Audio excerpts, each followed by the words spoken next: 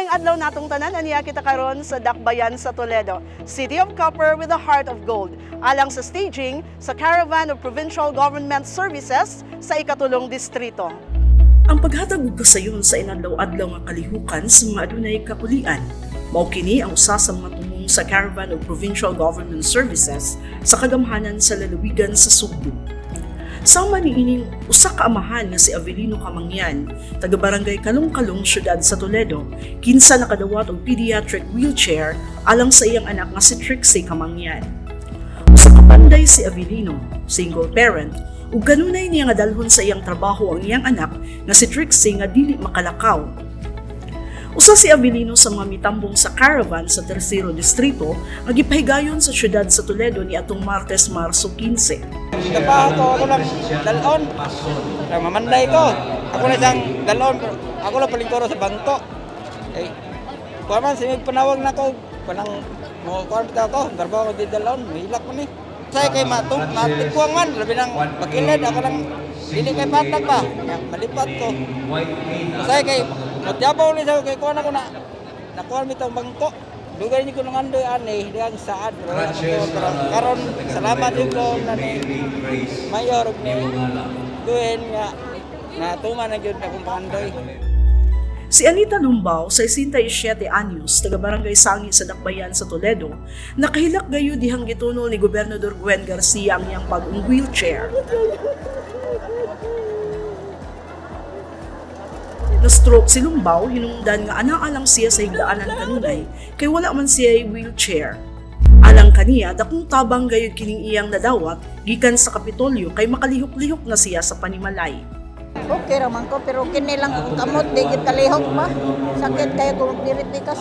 Akong left body ba? Dara ko niya sa TV. Medyo ko pagkakita na ko ni Gwen Garcia. Ato sabsundan ang pag-avail ni Verna Canoy, 53 anyos, taga Barangay Sangi sa mga serbisyo sa Mobile Diagnostics Van. Usa kini sa mga napuno nga serbisyo ni ini nga caravan karong tuiga. Ato ta kog Cebu nya karon kay naa naman gyud dinhi nakahibaw ko nga ni ay ayuda nga maayo dire. Gipadala ni Gob.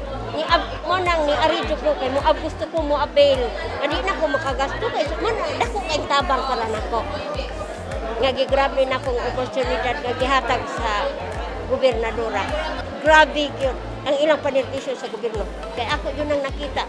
Mismo sa akong mga pamilya, ako na nang pasalamatan. Kaya nakita na kung unsa sila katinud-anay mo serbisyo sa gobyerno sa mga tao. Gawa sa naanda na nga mga serbisyo sa caravan, nag-apud-apud usab ang Kapitolyo og tag 20,000 ka pesos nga tabang pinansyal ngadto sa mga nasunugan sa lungsod sa Barili, Baguhay lang. Ang Barili kabahin sa Tercero Distrito. Usa sa mga nakadawat mao si Evangeline Aguilar, kansang karinderya og tindahan na apil sa nasunog. Katabang sa among panginabuhi, makatukod kanmi balik sa among paninda. Sa iyang pakigpulong, gipasalig ni Gobernador Garcia nga magpadayon ang iyang pagpangalagad nga way paglubad alang sa Sugbo ug sa mga Subuan. Apan unsa may papel nga kinahanglan akong gampanan, buhaton ko kana tungod og alang sa pinalangga na kong Sugbo og mga Sugboanon. Kay labaw sa tanan, sa daghan kaayong mga tulumanon nga kinahanglan nako nga atimanon alang kanako, giisip ko pagkadakong grasya gikan sa kahitasan. Gihatag kanako pagkadakong pagsalig gikan sa mga Subuanon nga ako inyo na usab gibalik pagka-gobernador sa pinalangga natong Sugbo. Ang Sugbo numero 1 ug labing dato nga probinsya sa tibuok nasod ug gitinguha gayud sa mga opisyales sa Kapitolyo nga mabati kini sa katawhan labi na kadto mga naglisod nga maarang-arang ang ilang mga kahimtang sa kinabuhi. Ako si Eleanor Valeros, alang sa balita sa Sugbo.